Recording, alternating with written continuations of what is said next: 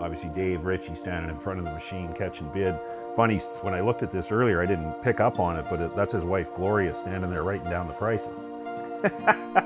Making sure that we recorded the numbers properly. So yeah, neat story. But again, I remember this event like it was yesterday, and I know you were there. Our customers here in Atlantic Canada, no matter where they go and where they consign their equipment at, they're going to get the same consistency and treated the same at every site, no matter where you're at. One thing I'm always super excited for, that I know that they're going to be taken care of at those different sites. My name is Donald Chisum. I'm president of Nova Construction in Antigonish, Nova Scotia. Nova started in 1964. My grandfather had been in business with two of his brothers, so I think last year was our 60th year in business. Initially it was all heavy civil construction, road building, crushing, paving. Over some time I think branched into bridge building, some surface mining, both coal and gypsum, but started out predominantly as a heavy civil construction firm, and over the years migrated a little bit into the mining industry, and then ironically migrated back into the road building industry. Any company, I guess, is about the people that work there. I guess we've been super fortunate to find decades of good people come to work here and really try to do a good job the right way, work here like it's their own. So my dad was good at finding those kind of folks. I don't know what the secret sauce is per se, but very fortunate with so many really capable employees, and hire good people and let them do what they were hired to do. Do a good job for the customer, and then they call you back the next time. So yeah, I think it's people and the desire to do a good job and be a good employer. We've bought quite a bit of equipment through Ritchie Bros. They live up to what they say they will do, and they've been a partner for probably close to 45 years. We'll use it and then send it to Patrick and the boys at Ritchie Bros, and they market it around the planet and do a really good job of putting it in front of people. People are aware that it's for sale, and of course because of the internet you can be anywhere on the planet and purchase that piece of machinery. So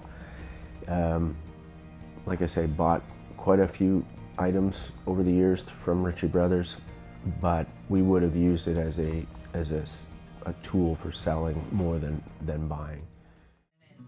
Brian, I think we'll get you to introduce yourself first, name, your position, and how long you've been with Ritchie Bros.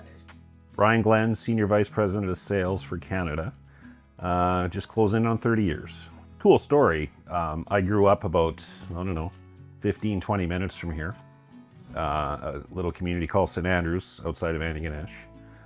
So, the Nova name was synonymous with the construction world around here as I was growing up. A lot of my family, friends, and friends' parents over many years worked here. As a matter of fact, I was thinking of a family from St. Andrews this morning. The father, who actually just passed away here, unfortunately, this spring. His last name was Madden, but I think he worked here for his entire working career. Fun fact, I was going to school here. I think it was either the late 70s or early 80s. Your dad was paving the Pumpkin River Road from St. Andrews to Heatherton. And for a brief summer job on that stretch of road, I was on the flagging crew. And I'll never forget the first day they brought lunch from the Snow Queen. And I thought to myself, man, we're getting paid to do this, and they're gonna feed us. I'd never experienced anything like that in my life. I thought it was the coolest thing ever. Yeah, so that was my first real introduction to Nova, but obviously over the course of the last number of decades, just working with Donald, obviously his father, we've conducted a lot of fairly big events on the auction side of the world, selling equipment for them. And whether it was up in Debert, I think back to 1999, actually we had the grand opening of that yard, and you guys were the main consignor. You were the show. and big line of equipment. I remember we had helicopters flying in the yard, videotaping. Dave Ritchie was there, catching bids on your guys' iron. It was pretty cool. My name is Patrick Maholland. I am the territory manager here for Ritchie Bros in Nova Scotia and PEI, and we're in the beautiful town of Antigonish, Nova Scotia. When I started with Ritchie Bros in 2018, I introduced myself to Donald, knowing that himself and his family have been a huge supporters of Ritchie Bros in the area. And yeah, Donald and I grabbed breakfast, I believe, one morning and introduced myself as the new territory manager. And here we are 7 years later, and still hanging out and still showing up. We were partners in the 104 New Glasgow, Pictou County to Antigonish twinning project. It was about a 3-year project.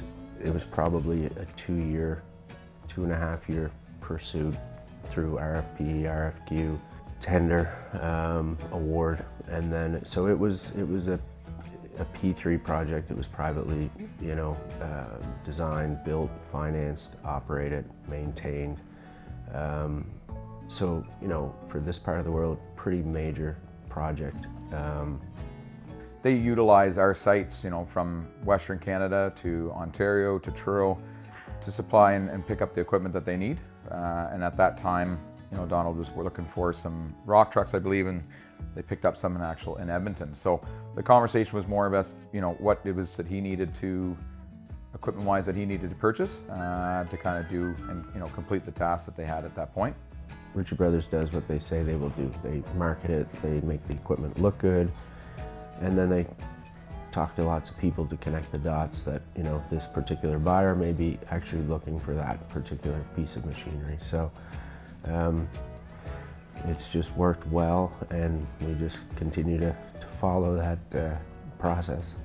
It's been a good relationship, I think, for both sides, and it's always been about people and people telling you they're going to do something, and then they do that. So that's just repeated time and time again. And whether Brian comes across a unique package of equipment and reaches out directly and says, hey, I've got these 777 rock trucks, or a PC 2000.